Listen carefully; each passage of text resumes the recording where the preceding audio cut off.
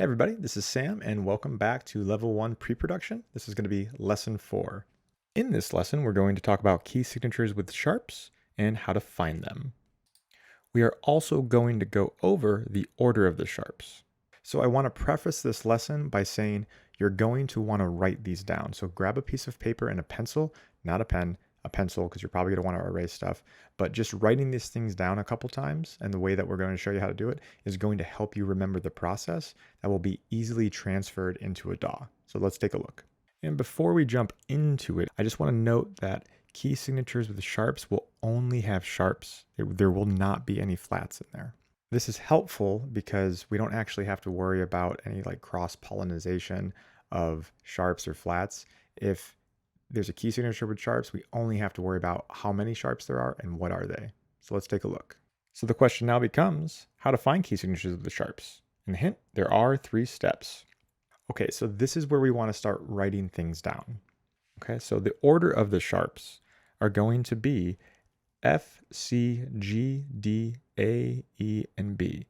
And it's important to note that the order of the sharps actually never changes, only the amount used in the given scale or key. And this is going to make more sense here in a second. Okay, so step 1, write down the musical alphabet on a given key. Note, do not add any sharps yet. We're going to do this for D major, but you can actually do it for anything. And remember, the scale is just following the musical alphabet. So just write a letter down of the musical alphabet and then follow the alphabet until you get back to that letter. It's like a Rolodex. Just keep remembering that. So step 2 is going to be find the leading tone and or the 7th scale degree. And we will remember this from lesson 1, but the leading tone in this case is going to be C. So if you go 1, 2, 3, 4, 5, 6, 7, C. We can also think of it as going backwards 1. So if we start on a D, the letter before is C, but sometimes it's hard to actually do the alphabet backwards. Again, don't write any sharps yet. Okay, the third and final step is going to be sharp every note before the leading tone from the order of sharps, including the leading tone.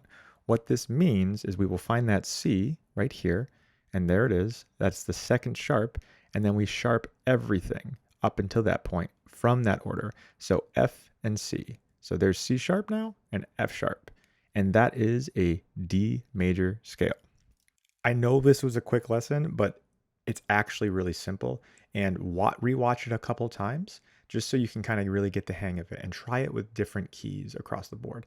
Also, we're going to be going over this a lot during the lectures for this level. So a good way to check to see if it's actually correct is if we go back to that major scale pattern, that whole, whole, half, whole, whole, whole, half, okay?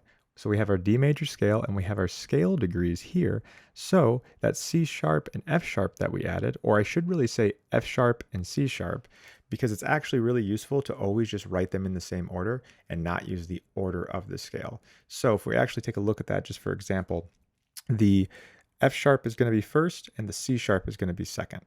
Okay. So a good way to check this is going to be going off of that major scale pattern, which we already know, that whole, whole, half, whole, whole, whole, half. And if we really look at this, we understand that this does follow that. Okay, so that's the end of this lesson. From this information, you can actually find any major scale with sharps in it. That's it. It's a 3-step process. And the best way to kind of do this is to write them out over and over and over again and just keep following those steps. And in the lectures, we will actually go over this even more, just so we can actually provide more examples. All right, so to that, some questions to think on for the next lesson. How do we find key signatures with flats? And how to find them quickly? Okay, so this was a nice quick lesson. Really looking forward to the next one.